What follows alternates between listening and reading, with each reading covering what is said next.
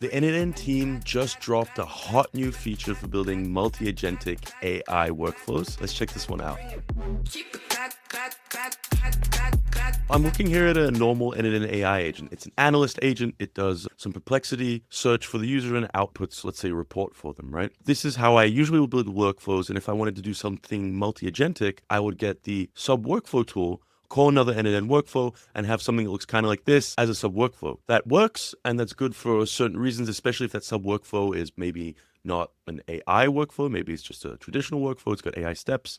In either way, you have two separate entities. You got to go in two different places to work on those, which can be useful for separation concerns and certain production things. But the n8n team just added the AI agent tool itself. So you can now use another AI agent as a tool in the same workflow. So let's add that to my analyst agent, and let's create a research agent that's going to be doing the research, and then we'll have the analyst agent as kind of the overseer. Why might I want to do this? Right now in my use case, I'm using Sonnet 4. Sonnet 4 is a relatively expensive model. What we're going to do for the research agent, the sub agent, which just has to take a query, use a tool, and then summarize that and send that back, is that's going to use a much cheaper model. We're going to use GPT 4.1 Nano, which is about 37 times cheaper than Claude Sonnet. So in this way, the analyst agent, the thinking brain, will have the power of that Sonnet foundation model and use that power in synthesizing the text output. Sonnet's really good at that. At the tool level, the thing that's going to be getting lots of tokens from the real world, from Perplexity, it's going to use a cheap model to parse that, chop that down before we send it to our expensive model. In tools, this is how you would get to the AI agent tool. You just search for it once you click on the plus here. But in classic cooking show style, here's one I made earlier. So let's add this in here. Let's disconnect Perplexity. Let's attach my research agent.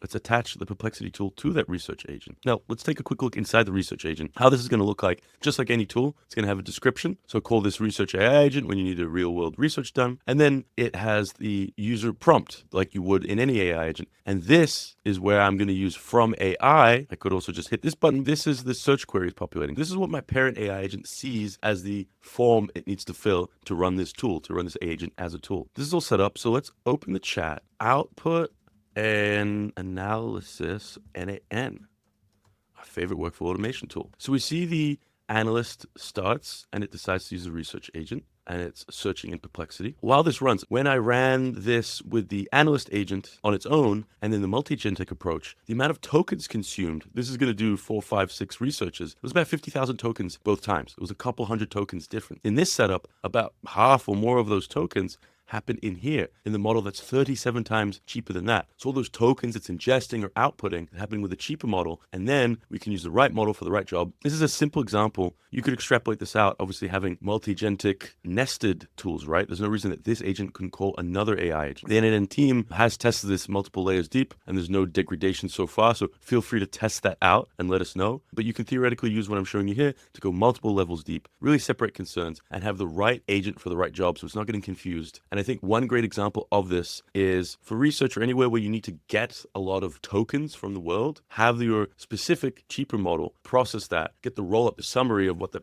parent agent needs to basically inform its next step. And then it's going to be more efficient this way. We can see in the logs, the way this is populating, we see we've got the parent agent and then the sub agent tools that ran, and then the steps inside those as well. So we can see here we populated that Perplexity search tool.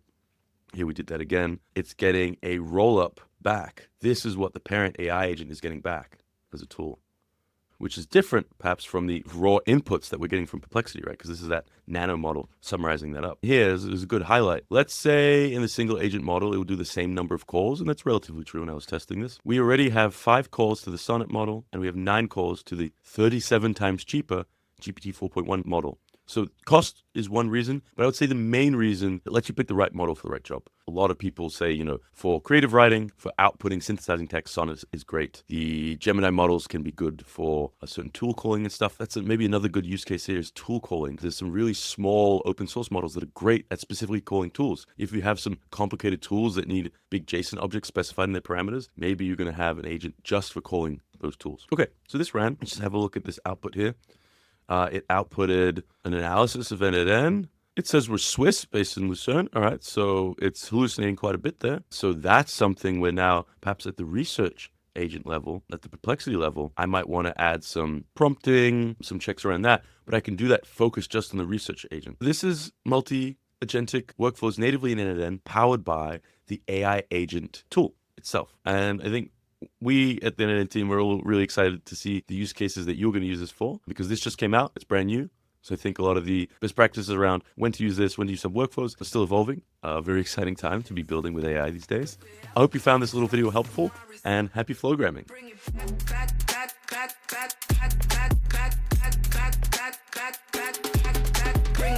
Keep it